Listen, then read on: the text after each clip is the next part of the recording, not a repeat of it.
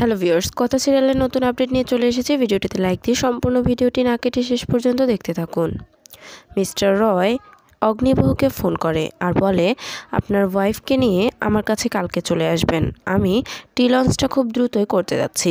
এই বলে মিস্টার রয় কল কেটে দেন। এরপর অগ্নিবহর কাছে বরপা প্রিয়া মেন্ডি আসে আর বলে, গোবর দেবী তো চলে গেছে, এখন আমাদের একটা পার্টি করা উচিত, তো কি বলো?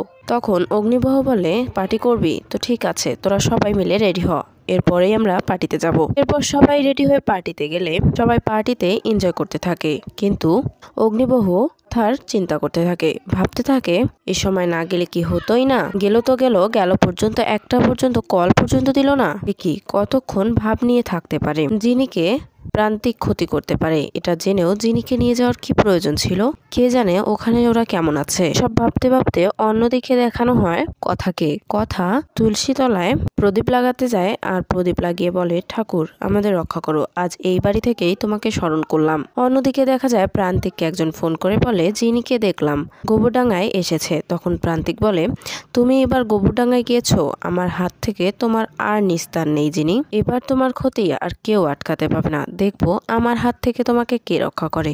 তো বন্ধুরা, পরবর্তী পর্বে কি হতে চলেছে, পরবর্তী আপডেট সবার আগে পেতে আমাদের চ্যানেলটি সাবস্ক্রাইব করে পাশে থাকা বেল আইকনটি প্রেস করে আমাদের সাথেই থাকুন। ধন্যবাদ।